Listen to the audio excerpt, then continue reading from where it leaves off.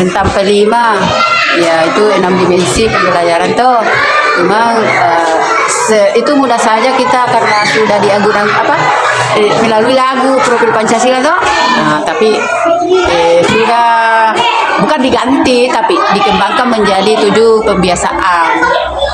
Tuh, itu yang kita terapkan di sini menurut kurikulum merdeka. Nah, itu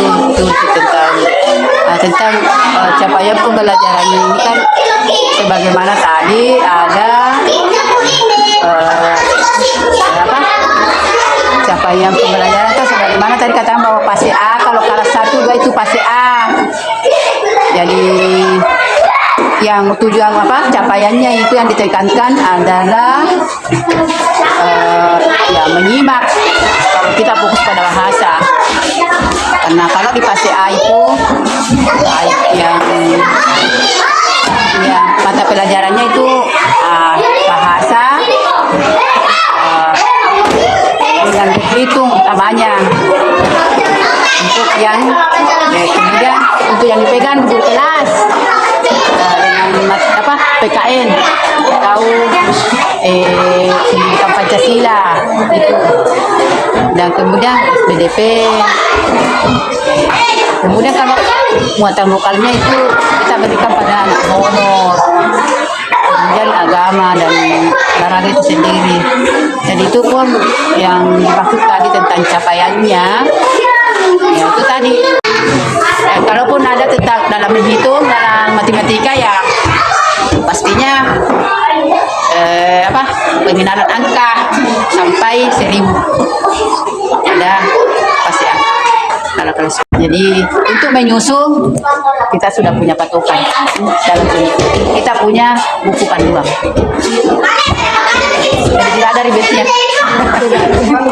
Sudah ada semua ini capaian pembelajaran. Untuk bahasa. Jadi memang kurikulum merdeka sekarang bagi saya sendiri tidak ada ribetnya karena sudah ada kita sudah diberi buku panduan. Jadi tidak ada tantangan. Bukan tidak ada tantangan, tapi dalam menyelesaikan tantangan itu tidak ada ribet kalau kita mau berusaha. Jadi bukan tidak ada tantangan, pasti selama kita berproses selalu ada tantangan. Tetapi tantangan itu bisa kita lalui selesaikan sepanjang kita mau. Jadi kalau setiap mata pelajarannya apakah dibuatkan mau di ya masing-masing mata pelajaran? Ya memang harus ada buku.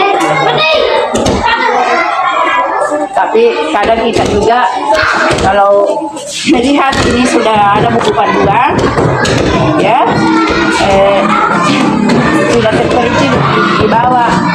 Jadi untuk karena memang kerepotan juga kalau memang disarankan untuk selalu buat modul pembelajaran karena itu terperinci karena memang harus ada juga khusus masing-masing dari modul pembelajaran. Tapi kalau kita memang kita didesak oleh waktu, maka ya kita sudah ada punya kekuatan.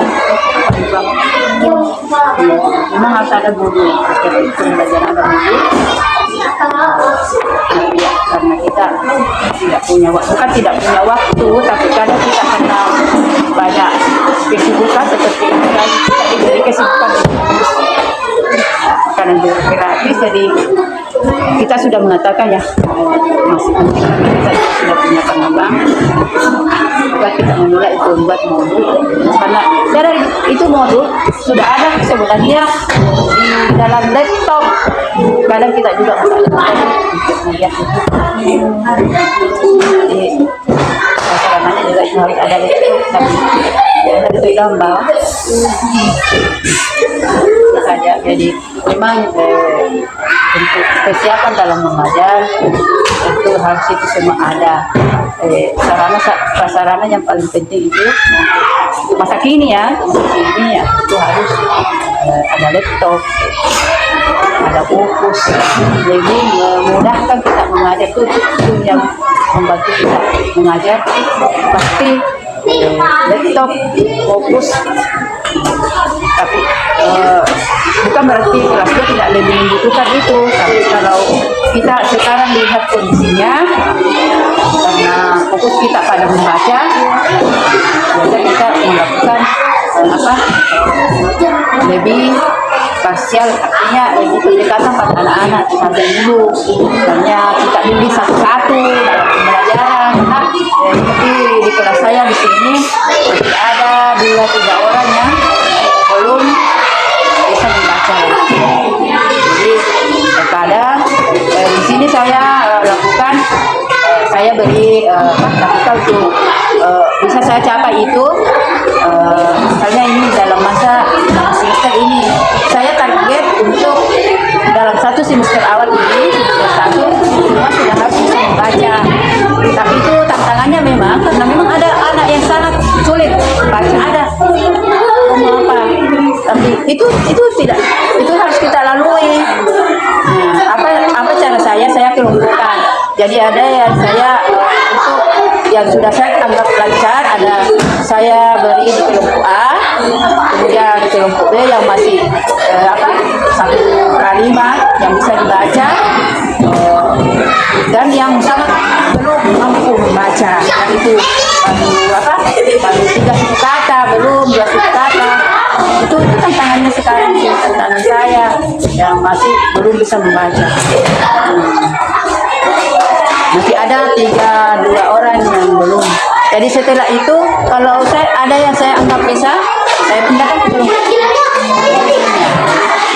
Begitu cara saya menghadapi ini anak yang belum bisa membaca. Memang pasti harus tuntas membacanya, bisa. Tapi kita juga harus melihat bagaimana potensi anak, dan karena memang sekarang itu kan di kurikulum Merdeka itu tidak ada lagi yang dikatakan anak bodoh, tidak ada. Tapi kita harus lihat perbedaannya, karena memang ada anak yang bisa langsung bisa membaca, tapi dia tidak bisa menulis, tapi bisa menulis tapi kurang membaca. Jadi kita itu lihat potensinya anak, bukan berarti dia bodoh, tapi kita lihat potensinya.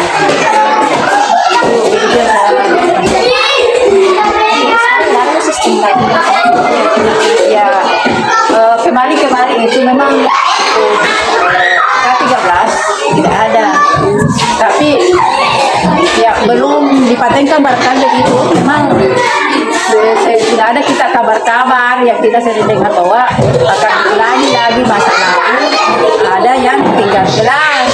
Tapi ini belum kita lalui, diambil, kita masih naikkan karena memang itu tadi ada fase A, B, C.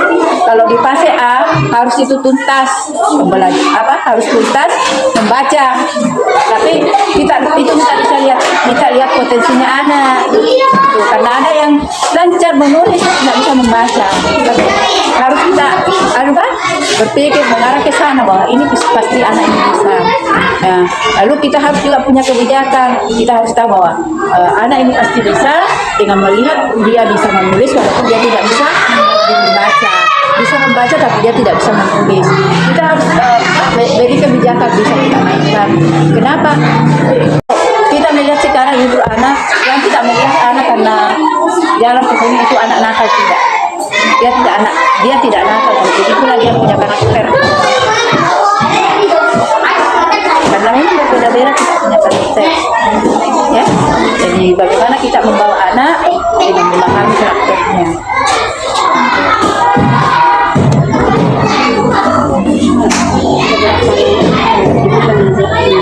Kalau saya mengajar di sini sudah mau masuk 14 tahun, ya sudah 14 tahun. Jadi kalau di tempat selama saya 10 tahun. Kalau ini mengajar tipikal kelas B, baru saya ini baru 2 tahun, baru 2 tahun baru. Awalnya saya dulu di sini, waktu pertama saya masuk ke sini kelas 2. Karena mendekat kelas 5 dulu, saya awali kelas 2. Sampai saya beritahu kelas 5 baru saya saya seperti ini diminta pada anak-anak lain yang di bawah kami, yang baru masuk sehingga kami